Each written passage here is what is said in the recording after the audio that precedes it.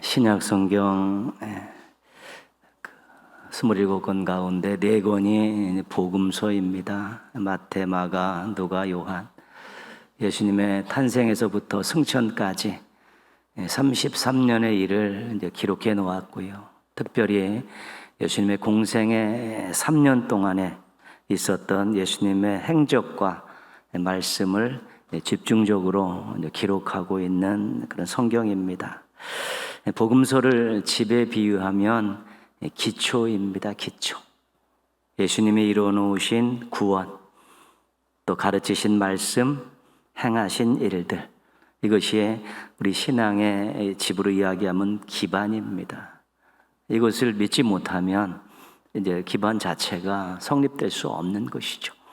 그래서 복음서를 우리가 읽으면서 예수님의 행적과 말씀을 통해서 예수님께서 이루어 놓으신 구원 사역에 대해서 우리가 우리 신앙의 기반을 다지는 것입니다.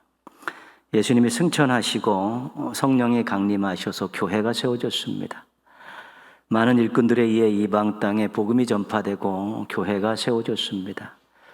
그 중에 특히 유대교 지도자로서 교회를 핍박하던 사도 바울이 회심을 해서 복음을 전하고 교회를 세우는 선봉에 서게 됩니다. 아시아 전역을 돌고 유럽까지 건너가서 복음을 전하며 교회를 세우죠. 그리고 사도 바울이 그 교회를 바로 지도하기 위해서, 교회의 문제점들을 해결하기 위해서 많은 편지를 썼는데 13권을 썼습니다. 이것을 우리가 바울서신이라고 이야기하는데, 바울서신은 집에 비유하면 기둥과 벽 같은 것입니다. 그래서 예수님이 메시아 그리스도다. 그리고 예수님을 믿음으로 구원받는다. 이 진리를 교회가 붙들고 제대로 신앙생활하라고 그렇게 서신을 통해서 계속해서 권면하고, 또 그것을 돌아가면서 읽게 하면서 다시 신앙을 고추 세우기를 원했던 것입니다. 최영삼 교수님이란 분이 야고보서를 주해하면서 그 주에서의 그 부제목을 지붕 없는 교회다, 그렇게 세웠습니다. 지붕 없는 교회다. 기초가 아무리 튼튼하고 기둥이 잘 세워져 있고 벽이 막혀 있어도 지붕이 없으면, 비가 오면 집 안에 있는 사람이나 집 밖에 있는 사람이나 똑같이 비를 맞게 된다는 것이죠. 지붕이 없으면 집 안에 있는 것과 집 밖에서 일어나는 일들이 같이 경험될 수밖에 없고 차이가 없다는 것입니다. 이런 비유를 하는 것은 교회가 지붕을 얹지 못해가지고 세상과 별반 다르지 않다는 것입니다. 세상에서 일어나는 많은 일들이 여전히 교회 안에서 일어나고 있고요. 세상인지 교회인지 구분되지 않는 일들이 많이 일어나는 것은 교회가 기초는 튼튼하고 기둥과 벽은 잘 세웠는데 지붕을 세우지 못해서 생긴 일이라고 그렇게 진단하는 것이죠. 세상과 다른 모습을 삶을 통해 보여주지 못하는 교회와 성도들을 그렇게 비유하고 있는 것입니다. 예수님에 대해서는 계속 이야기합니다. 예수 믿고 구원받으라고 계속 전도를 합니다. 귀한 것들을, 그 사역을 감당하는데 삶을 통해서 세상과 구별된 것들을 보여주지 못해서, 지붕으로 얹지 못해서 그냥 세상이나 교회나 비슷해진다는 것이죠. 가치관도 비슷하고 삶의 모습도 비슷해진다는 것입니다.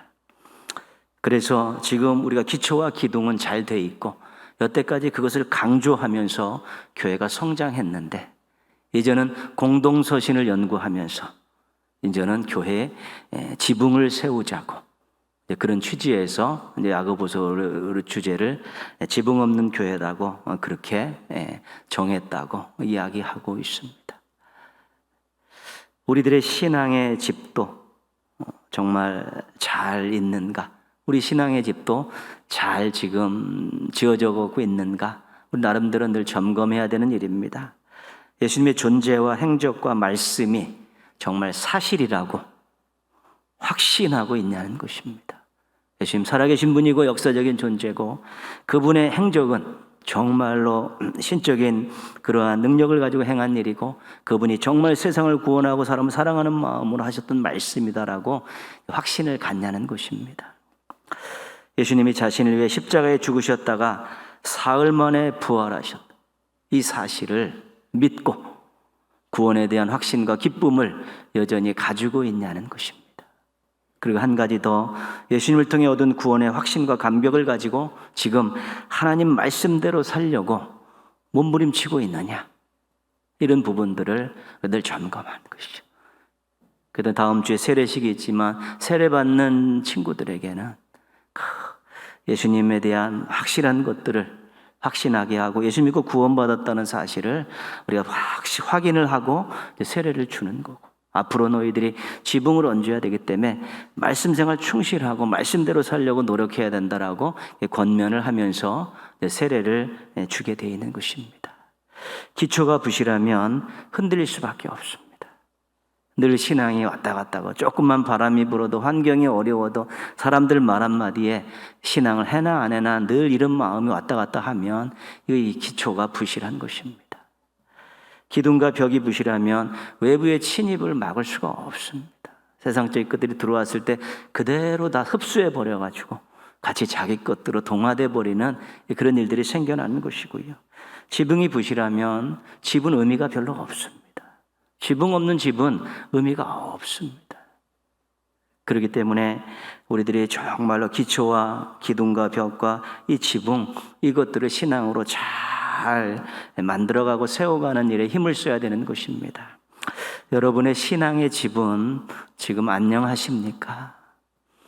이번 고난주간을 보내시면서 내 신앙의 집은 정말로 든든히 잘 서 있는가? 기초는 확실하고 기둥과 벽은 잘 서 있고 지붕은 정말 잘 엮어져 있는가 한번 돌아보자는 것입니다. 그런 것들을 하는 것이 절기입니다.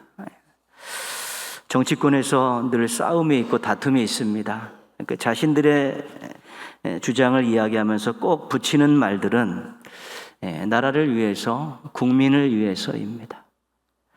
그런데 이 말을 믿는 국민들은 거의 없습니다. 자기가 어떤 당을 지지하고 어떤 사람을 지지하면서도 불신하거나 반신반의하거나 그러려니 합니다. 지금까지 많이 속아왔기 때문입니다. 결국은 당리당략과 사리사욕을 감추기 위한 포장지였다는 것입니다. 국민을 위해서, 나라를 위해서. 교회에서도 싸움이 있고 다툼이 있습니다. 지도자들끼리 마음이 안 맞아서 싸우고, 교회 재산 때문에 싸우고, 세습하다 싸우고, 직분 세우다 싸우고, 건축하다 싸우고, 예우 때문에 싸우고, 심한 경우에는 세상 법정까지 싸웁니다.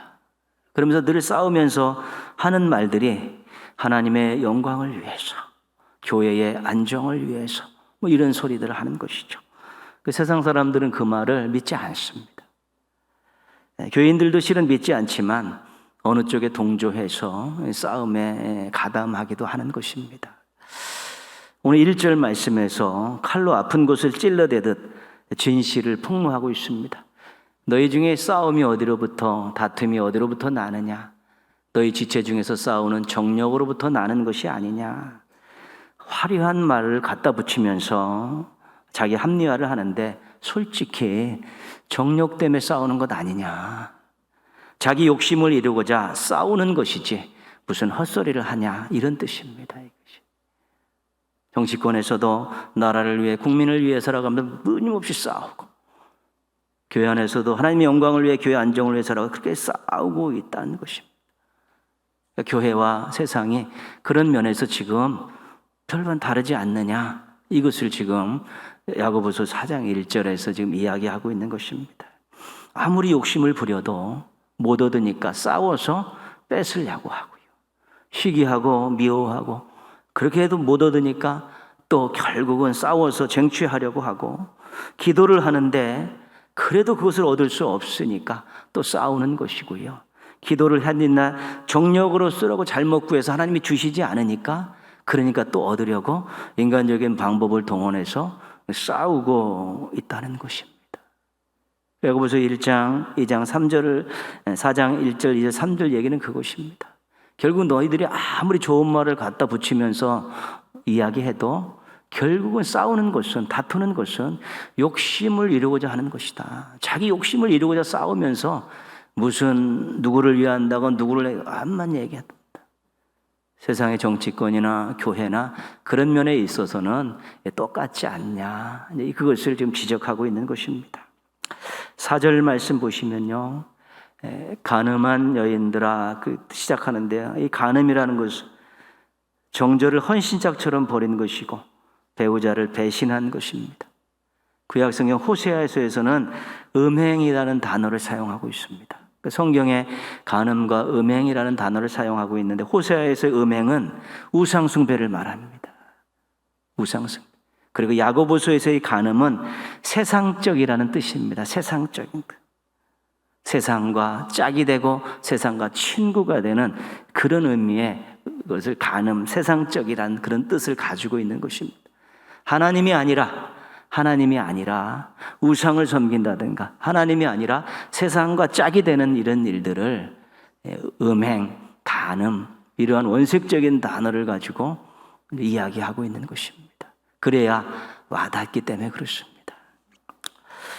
4절 말씀은 더 보충하고 있습니다. 세상과 벗된 것이 하나님과 원수됨을 알지 못하느냐. 간음해서 세상과 벗이 되고 짝이 되고 짝짝꿍이 되면 그것은 하나님과 원수되는 거다. 하나가 척을 지는 것이고 하나님께 등을 돌리는 것이고 하나님을 대적하는 것이 된다라고 이야기한 것이죠. 세상적이라는 말은 하나님과 무관하다는 것입니다.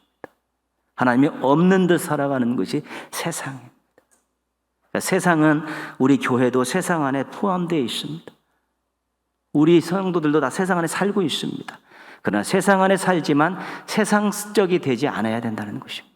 하나님 없는 듯이 살아가고 하나님을 대적하고 살아가는 그런 일들이 있어서는 안 되는 것입니다. 세상과 벗이 되면 하나님과 원수된다. 이거 단호합니다. 중간지대가 없는 것입니다. 하나님과 원수가 되고 세상과 벗이 되는 중간지대는 없습니다. 자기의 분명한 태도에 따라서 그것이 갈라지는 것입니다. 야고보서 4장 1절에서 4절까지 지금 이야기하는 내용은 무슨 내용입니까? 세상과 교회가 크게 다르지 않다, 그 얘기를 하는 것입니다. 둘 다 욕심을 가지고 정욕을 가지고 무언가를 얻으려고 싸우고 있다. 이것이 이제 야고보 4장 앞부분에서 이야기하는 중요한 내용입니다.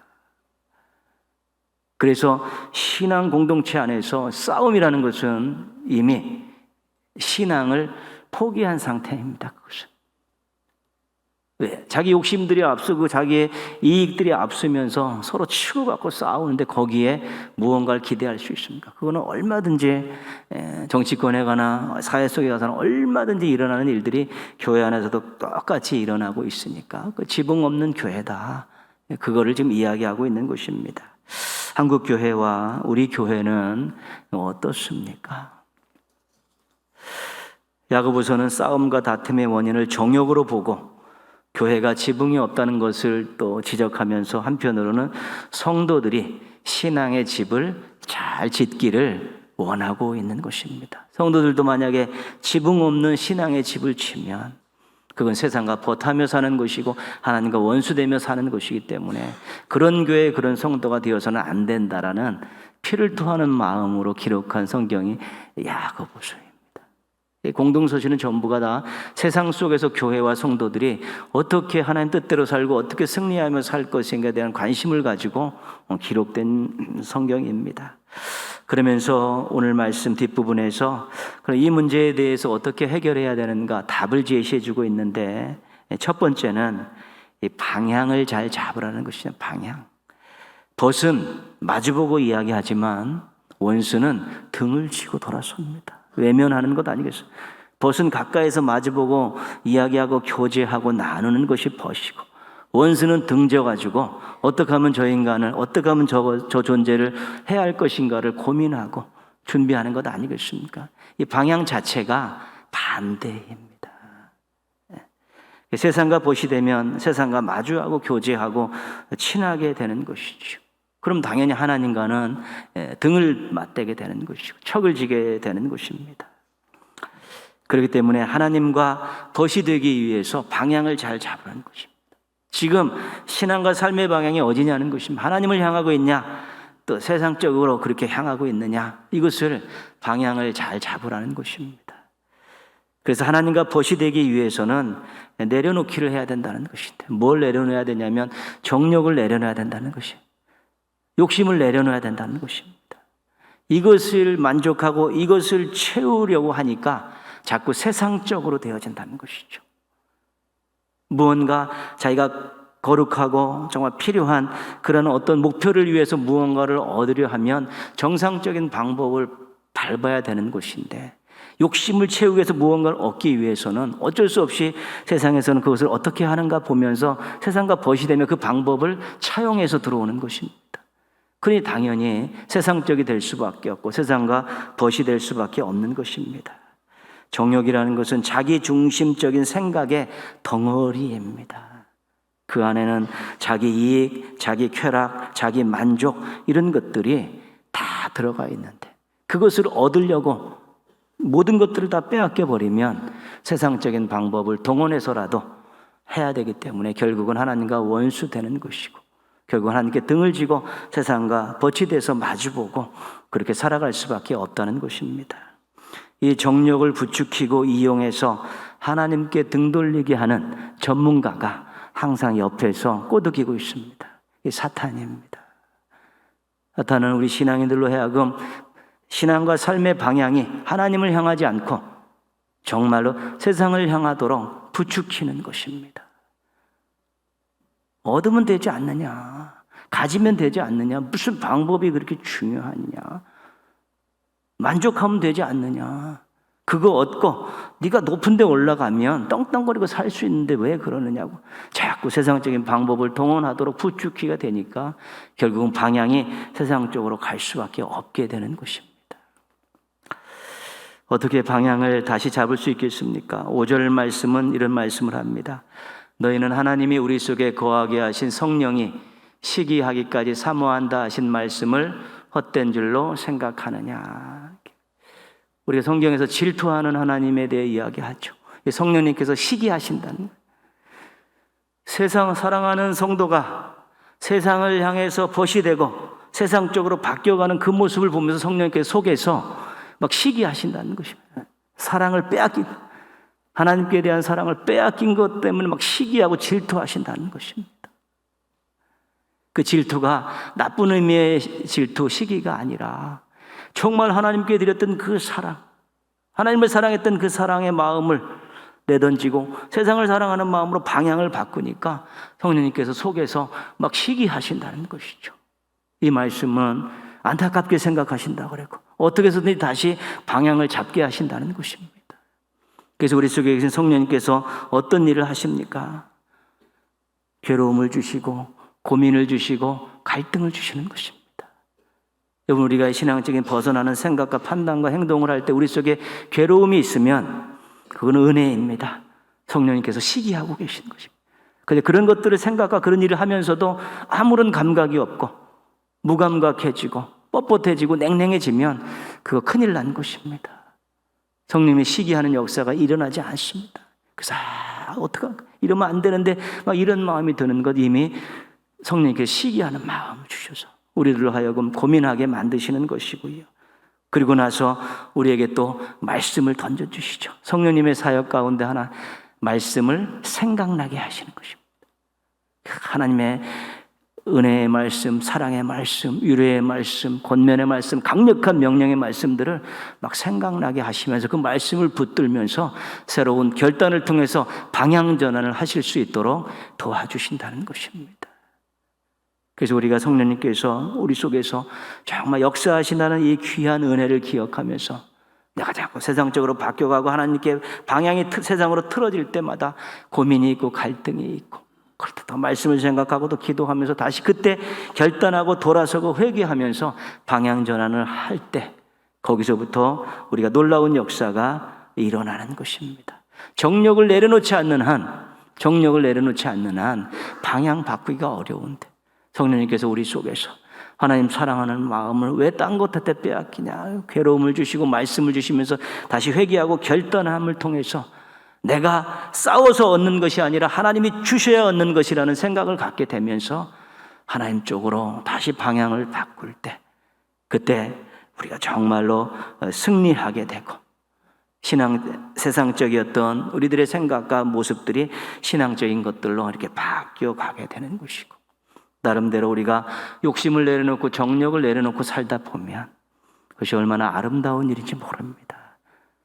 우리는 그렇게 살면서 누가 이기적으로 살고 누가 자기 것 챙기고 살고 누가 막 악다구니 부려가면서 막 챙기는 거 보면 막 우리가 욕하고 손가락질합니다. 그런데 그 모습이 우리들에 있는 것입니다. 그래 누가 욕심을 내려놓고 나누고 섬기며 살면 얼마나 아름다웠습니까? 그게 영적인 것이고 신앙적인 것이죠. 세상적에서 돌아선 것이기 때문에 그럼 우리가 내려놓는 그런 정력을 내려놓는 삶을 살게 되면 우리의 신앙의 집에 지붕이 얹어지는 것입니다. 세상 사람들과는 다른 생각, 다른 가치관을 가지고 살고 있다는 것을 인정받기 때문에 그렇습니다. 두 번째는 거리입니다. 거리가 멀어지면 대화하기 힘듭니다. 교제하기가 어렵습니다. 또 너무 멀리 있고 오래 떨어져 있으면 존재감마저 희미해지는 것입니다. 가까운 이웃이 먼 가족들보다 낫다는 게 그런 것 아니겠습니까? 일단은 가까이서 대화하고 교제하고 나누고 이런 가족애를 느끼는 것인데 빨리 떨어져서 말도 들리지 않고 만남도 없고 그러면 나중에는 서로 필요한 존재라는 의식조차 갖기 어려운 것입니다. 8절에서 이렇게 말씀합니다. 하나님을 가까이 하라. 그리하면 너희를 가까이 하시리라. 하나님과의 거리를 아주 친밀하게 최대한 거리로 줄여가라는 것입니다. 우리가 그런 마음을 갖고 가면 하나님께서 더 많이 오셔가지고 우리하고 친근감 있게 살게 해주신다는 것입니다. 하나님과의 거리 문제는 대부분 다 죄의 문제입니다.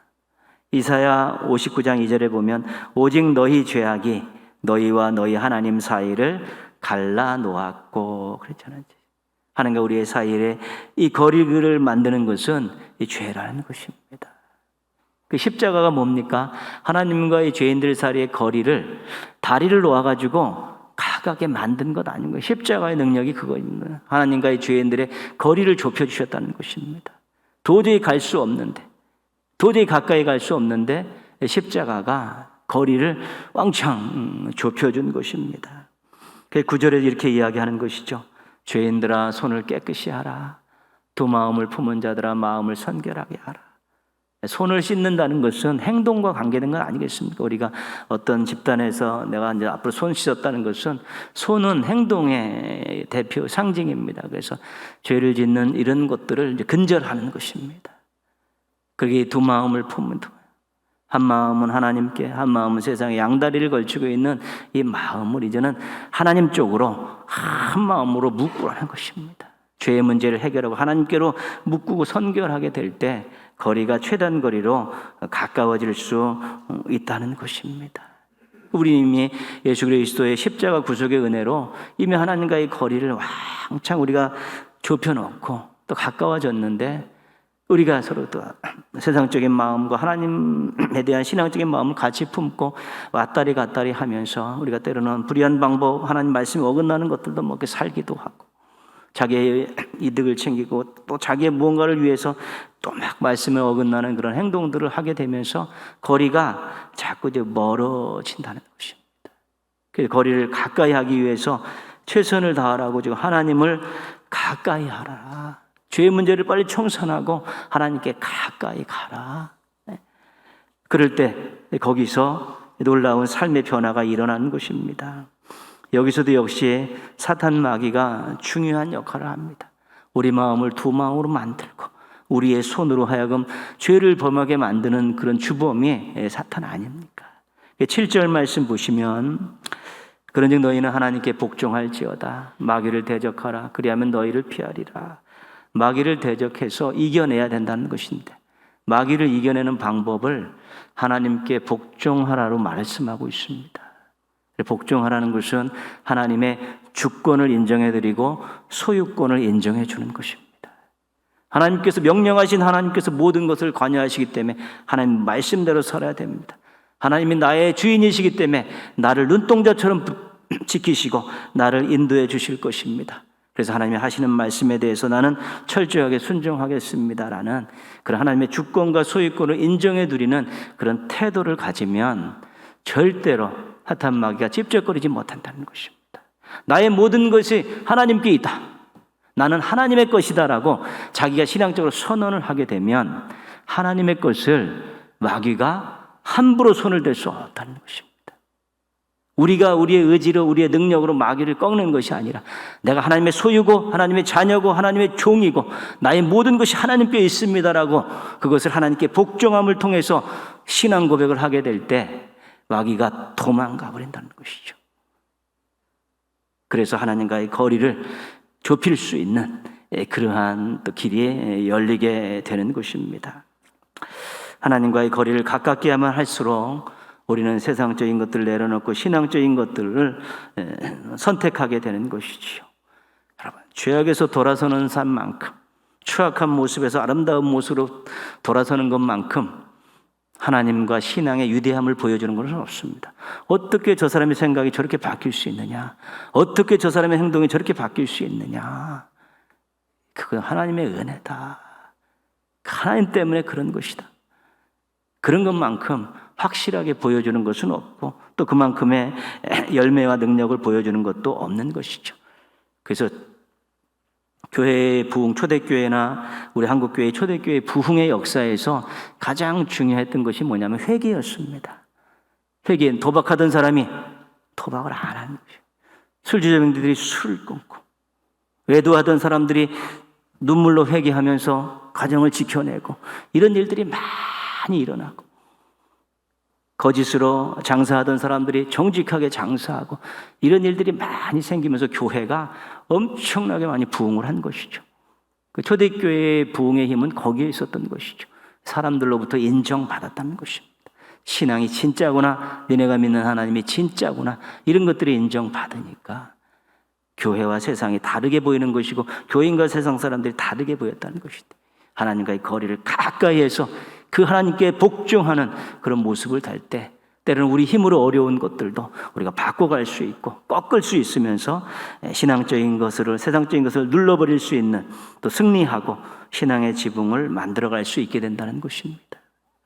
세 번째는 자세입니다. 10절 말씀, 6절 말씀인데 주 앞에서 낮추라, 그리하면 주께서 너희를 높이시리라. 하나님이 교만한 자를 물리치시고 겸손한 자에게 은혜를 주신다. 겸손하라 말씀. 교만하면 하나님과의 거리가, 방향이 다 달라질 수밖에 없습니다. 오직 했으면 하나님께서 교만한 자를 물리치신다고, 가까이 하지 않는다는 거예요. 쳐다보시지도 않는다는 것입니다. 그래서 교만하면 하나님과 방향과 거리가 틀어지기 때문에 납작하게 엎드려 갖고 그렇게 살아가는 모습들이 중요하다고 말씀하는 것입니다. 자신이 죽어야 생명을 얻을 수 있습니다. 자신의 그릇이 비워져야 채울 수 있고요. 자신이 낮아져야지 하나님이 높여주실 수 있는 것입니다. 그래서 자세, 하나님 앞에서 정말 어떤 자세를 납작하게 어려서 그렇게 겸손한 자세로, 하나님의 은혜를 구하는 자세로 그렇게 살아가게 되면 결국은 섬기게 되는 것이고요. 섬기는 삶이 얼마만큼 많은 사람들에게 인정받고 사랑받는 삶인지 모르겠습니다.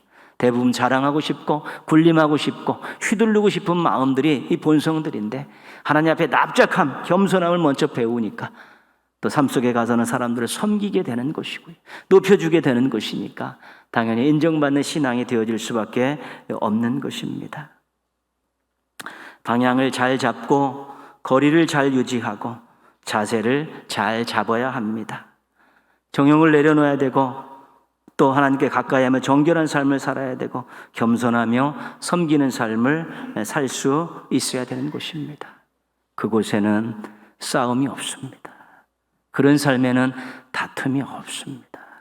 그런 삶에는 은혜가 있고 또 하나님이 영광 받으시는 일들이 있기 때문에 그런 삶을 살면서 우리의 신앙이 건강하고 제대로 되어 있다는 것들을 세상에 보이게 될 때 정말로 신앙과 하나님의 위대함을 보일 수 있는 멋진 신앙인들이 되어질 수 있게 되는 것입니다.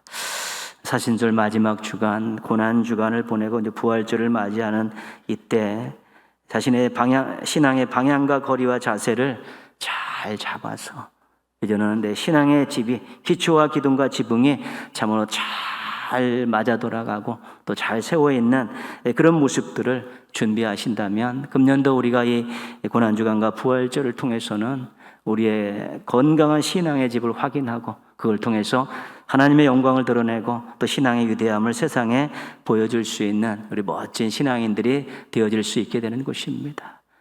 깨우십시오. 새벽을 기도의 자리 찾으셔야 됩니다. 기도하지 않으면 아무 변화도 없고 아무것도 일어나지 않습니다. 이제는 우리가 2년 넘게 이제는 아무것도 안 하고 있었는데 이제는 기도 시작해야 됩니다. 피곤해도 해야 되고 힘들어도 해야 되고, 기도의 시작하면 또 우리 신앙의 집부터 고쳐나가고 우리 교회의 모습들을 고쳐나가면서 이제 다시 한번 날개를 피고 새로운 세상을 맞을 준비를 해야 되는 것입니다. 금년도 고난주간과 부활절을 통해서 완벽한 신앙의 집을 세우는 성도들 되셔서 이전보다도 행복하고 능력 있게 살아가시기를 주님의 이름으로 축원합니다. 기도하겠습니다.